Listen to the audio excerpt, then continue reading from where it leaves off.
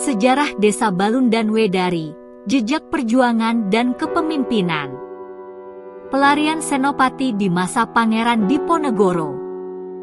Pada masa pemerintahan Pangeran Diponegoro tahun 1830, terjadi kemunduran akibat peperangan besar yang melibatkan Belanda. Banyak Senopati Mataram yang melarikan diri, mencari tempat perlindungan untuk menghindari penangkapan. Konon, salah satu pelarian terjadi di Desa Balun, tempat peristirahatan Raden Suratman, seorang senopati yang kabur dari pemerintahan Pangeran Diponegoro. Makamnya hingga kini diyakini sebagai tonggak sejarah desa, menjadi bagian dari perjalanan panjang perjuangan rakyat. Sementara itu, di Desa Wedari, terdapat tokoh yang sangat dihormati, yakni Kyai Langen, yang dimakamkan di Pesarean Wedari. Masyarakat mempercayai bahwa beliau adalah sosok yang memulai pemerintahan desa di masa lalu. Kyai Pulanjiwo, ulama dan pejuang melawan perampok.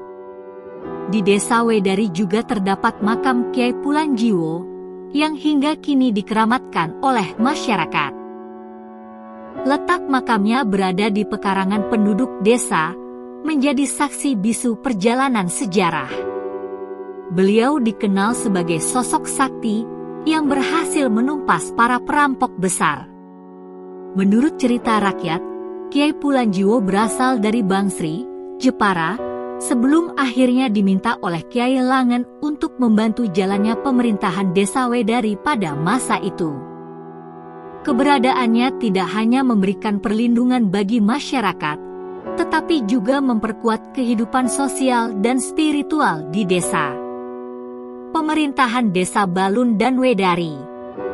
Sejarah pemerintahan desa ini mulai tercatat pada tahun 1911 ketika Bapak Atmo menjabat sebagai Kepala Desa Balun. Bapak Rapin menjabat sebagai Kepala Desa Wedari.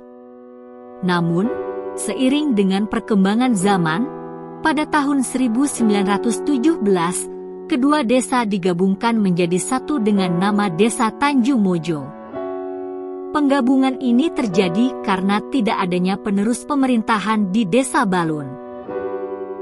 Dalam kepemimpinan Bapak Rapin, perekonomian desa berkembang pesat, terutama di sektor pertanian, yang meningkatkan kesejahteraan masyarakat secara signifikan. Jejak kepemimpinan Desa Tanjung Mojo.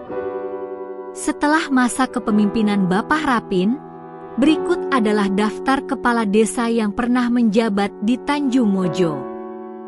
Bapak Sudiran, 1927-1930. Bapak Karman, 1930-1943. Bapak Harjo Hartas, 1943 dan seterusnya.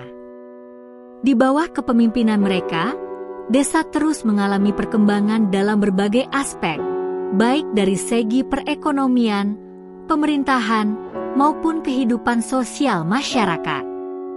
Sejarah Desa Balun, Wedari, dan akhirnya Tanjung Mojo adalah cerminan dari perjalanan panjang perjuangan, kepemimpinan, dan transformasi masyarakat dari masa ke masa.